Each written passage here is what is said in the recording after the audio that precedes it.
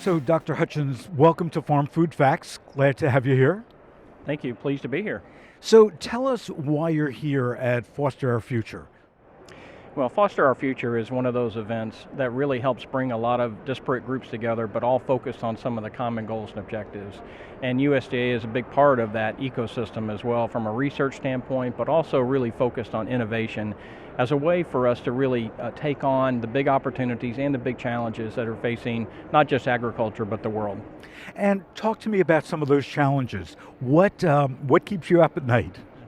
Well, what keeps me up at night is the expectation that we can never be in a static position with agriculture. We always need to be thinking about how we can be more productive and how we can be more sustainable, and we have to do those things together. We can't do them separately.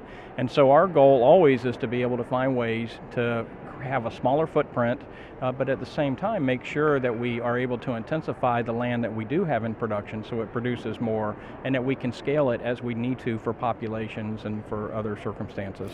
And what are some of the questions and issues that you hear directly from farmers and ranchers? Well, first and foremost, when we talk about sustainability, one of the things we have to recognize on the front end is that the farming enterprise, whether it's a private enterprise or a broader enterprise, has to be profitable in the United States. Right. It is a business, and it's sustained because it's a viable business. And so our goal is to make sure that we make it viable not just in the short term with whatever ways that we can to make it more efficient, but also that we create the systems, the understanding, and the knowledge so that farming can continue to be sustained as a profitable venture, and actually grow the health of the soil, develop that, and make it and do it in such a way that we can take it not just to the 2050 statistics that we hear a lot about, but also beyond that. So, tell me a bit about the USDA science report. What is that all about, and what's your objective for it? Yeah, great question, and it's a very timely one as well, because actually tomorrow Secretary Perdue will be releasing publicly the USDA Science Blueprint. We're very, very proud of the Science Blueprint because what it really does for us is for the next 5 years, it kind of captures and puts forth some of the things that we think will begin to shape and make a big impact on the next era of agriculture. And there are 5 themes that we've identified working across all of our science-based agencies and trying to gain some consensus and understanding. And those 5 themes, I think, really do define where we need to go as a nation and really as a broader agricultural community. The first one is ag sustainable intensification.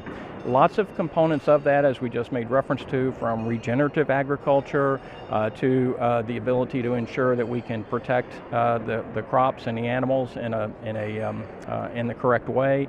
But ultimately, it really aligns with being able to bring the best technology and the best science to bear to make that profitability a reality, but also to ensure the sustainability of the soil, the air, and the water all together. The next key theme there is climate adaptation.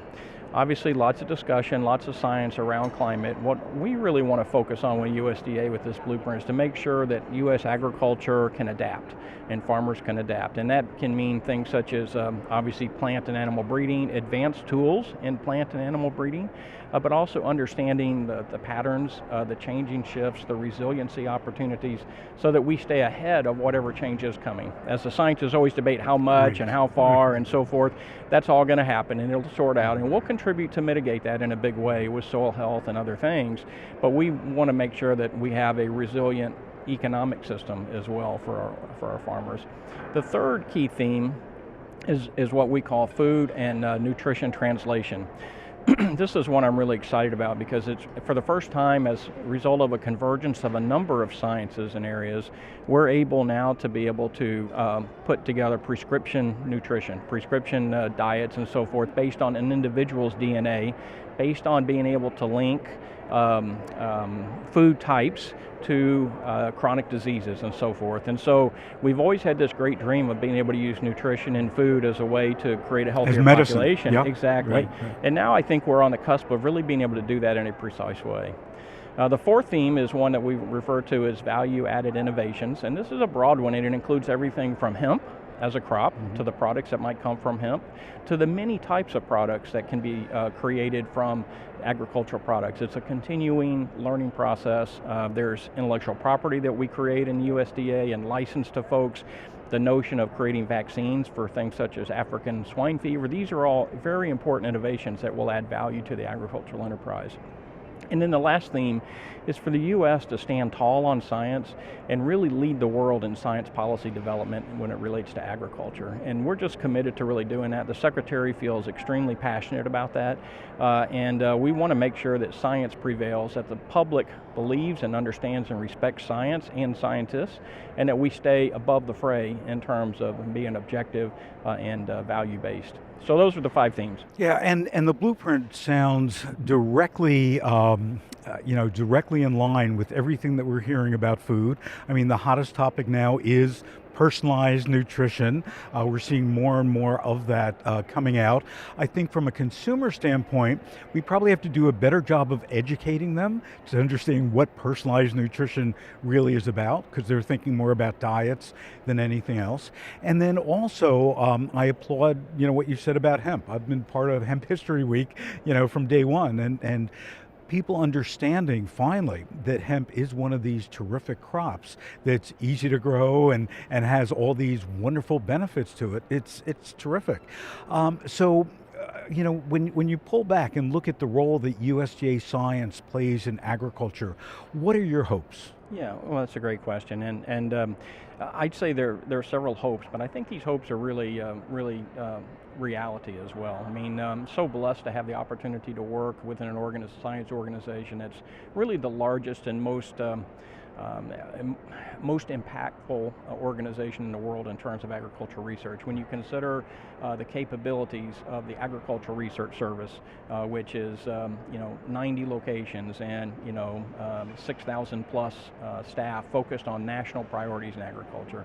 When you think about the reach and the partnership that NIFA, the National Institute of Food and Agriculture, has with land grant universities and other groups for competitive grants as well as for capacity grants, and what they're able to do and synergize with. And then the National Ag Statistics Service, which really measures everything ag, and we are data driven, so we need those data. And then the Economic Research Service, just a group of rock stars that really understand deeply how to analyze, understand, and help us formulate policy across the USDA. So we have a great team, and I don't have to hope about it, it's actually true. They're having a tremendous impact. If I do have a hope, is that we are able to work even more closely with organizations like FFAR here, as well as with the private sector, because we're all in this innovation ecosystem together. Absolutely. And we all need to be having the arrows moving in the same direction to solve these biggest challenges, but also to create big new opportunities. So I'm going to ask you to look into your crystal ball, and 10 years from now, what does USDA and ag and farmers and ranchers all look like together, and scientists? Good question. Well, I always like to say I don't use a crystal ball, I prefer the Ouija board. Okay. But first of all, we're starting from a great base. So what I would hope to see, and hopefully less than 10 years, is that we can all align on an innovation strategy in the U.S. An innovation strategy that looks to solve the biggest opportunities and challenges that we can see today, but also truly embraces and leverages the technologies that are developing today for agriculture. And there's a number of those that have been outlined, from digital ag and automation to genome editing and the genome design to systems-based integration of all that and prescriptive intervention. I mean, these are burgeoning areas of technology. So I think part of our responsibility in the USDA is to see if we can align and drive those so that we actually are solving big problems in agriculture with those and technologies. Getting them onto the farm, onto the ranch, and have them used. Yeah, that's exactly right. And as a research organization, we're very big into publications and the rest of it, and I will never say anything negative about publications. I publish myself, we all have. But at the end of the day, those are milestones on the way to solutions.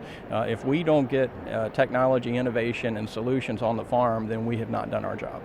Well, Scott, thank you so much for joining us today on Farm Food Facts. It's my pleasure. Thank you for having me.